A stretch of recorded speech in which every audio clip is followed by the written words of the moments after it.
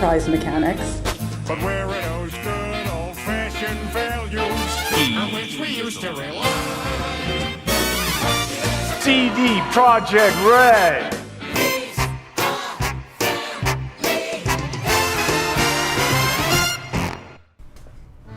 Hello, welcome to CD Projekt Red. We don't want to make money. We want to give it for free. Nice, Sam. Again with the Russian accent. Should I put the little Russian music under? Oh, No, sorry, yeah, the Polish music. Yeah, it's, nice. called it's called Poland Town. That Okay, music. good on you. Guys, you ever just find yourself staring into the distance thinking, man, I really love CD Projekt Red. I really do. I do that all the time, and I'm doing it especially today because it turns out that Cyberpunk 2077 is going to be released on the Xbox One, and if you buy it there, you're going to get the free upgrade to the Series X version of the game as well. That's a good deal. It feels like it's gone from the circle jerk to the equator jerk. Everyone's on board with this.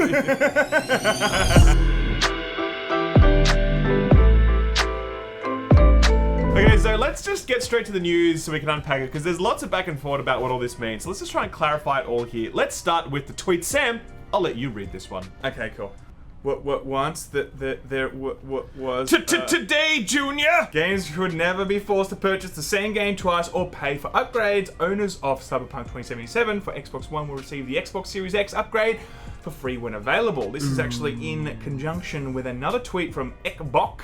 Xbox Series X brings the next generation of compatibility. Play thousands of games across 4 generations that look and feel better than ever. Smart delivery guarantees you're playing the best version of your game for your Xbox. Alright, so this is where it gets complicated, okay? This is where the fanboy wars begin. A lot of people are like, well, actually, this doesn't mean anything. In the Cyberpunk, you had to do this because it's... No, okay? Just calm down and listen. Here's how it works, okay? When it comes to game releases, Xbox have said that their first-party games are going to be subject to a policy called Smart Delivery. Now, this policy was just announced today, which is why CD Projekt Red have made this announcement. Here's how Xbox have described the Smart Delivery policy. This technology empowers you to buy a game once and know that whether you're playing it on Xbox One or Xbox Series X, you're getting the right version of that game on whatever Xbox you're playing on. We're making the commitment to use Smart Delivery on all our exclusive Xbox Game Studios titles, including Halo Infinite, ensuring you that you only have to purchase a title once in order to play the best available version for whichever Xbox console they choose to play on. This technology is available for all developers and publishers, and they can choose to use it for titles that will be released on Xbox One first and come to the Xbox Series X later. So this policy basically says that for all official Xbox Game Studios games, you buy it on the Xbox One, it's going to be playable on the Series X. We've already known this, sort of. We knew that there was plans to make them cross-generational already, but we didn't really know the details of this policy. So now it exists as an actual policy, and we know that they've said that, look, if you buy it on the One, you're going to get it on the X as well. That's how it's going to work for Xbox, like official Xbox games. But this policy is also an option to third parties. Okay, now that's important because if you're a first-party studio, you got to do it pretty much, right? But if you're not, you can be like, well, do we want to be pro-consumer? Yeah. Do we want to be do CD that? Projekt Red? Yes, we do. You have the option then to actually make your game free on the next gen if you've already purchased it on the previous one, which is actually a huge deal. It is a very big deal. We haven't seen that before. There's been plenty of remasters and all sorts of games that have come out, and we haven't really seen that practice put into play. Sure, but just to be super clear, CD Projekt Red are under no obligation to make an X or a Series X version of the game available when you buy it on Xbox One. They had no obligation to do that. They have a choice to do that because of Xbox's policy, but no obligation. I think this is a lot of point that gets circulating on Twitter. Everyone's like, oh, they had to do this. It's like, no, they didn't.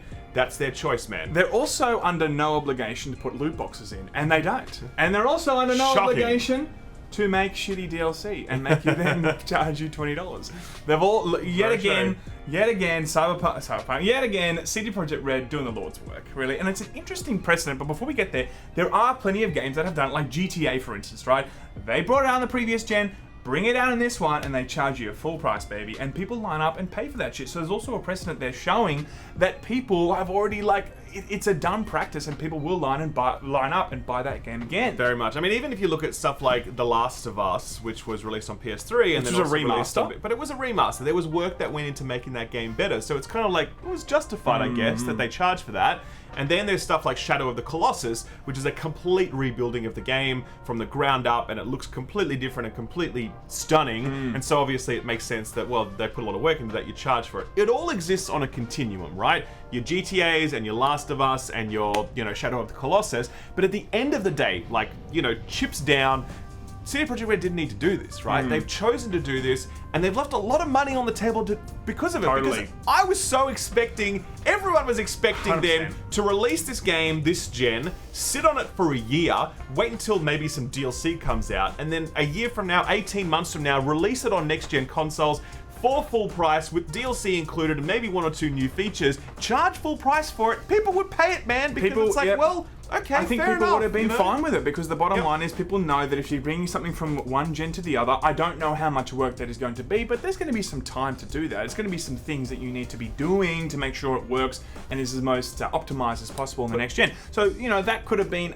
easily justifiable of why you have to pay full price for something. That's true, but I think this generation is also different because clearly the hardware architecture has become more unified.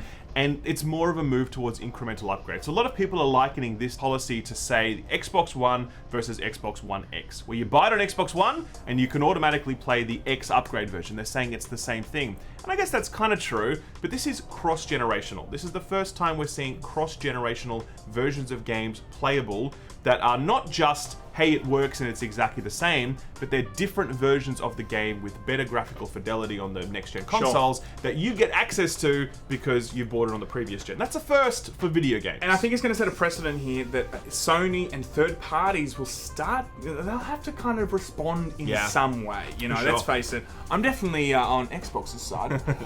No, but it does raise serious questions about Sony. It is interesting because I think if Sony doesn't have some sort of infrastructure in place that even allows third and first parties to do that, they need to respond. It's either going to be, look, we're not going to do that whatsoever, or they're going to say, yes, we are, and then they need to get that in place. Yeah. And also third parties like Rockstar and EA Games, do they really want to give all this money up, being able to resell the game on next gen? Does anyone think that Rockstar are going to release a free version of Red Dead 2 to next gen? Does anyone believe that for a second? Come on now. I just don't see that it is not happening. No. There's no way in hell that's happening. They are going to release it as a full-price product on next gen that you have to pay for, baby, and they'll be like, but we added a new goat.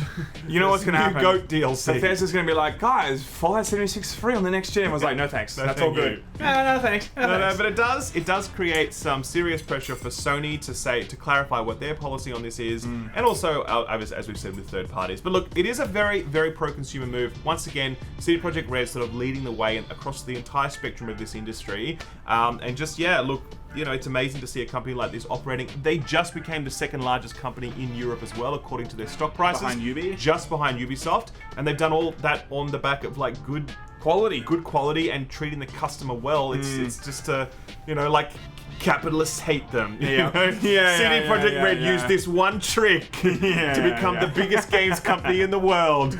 And like Jeff Bezos is like clicking madly.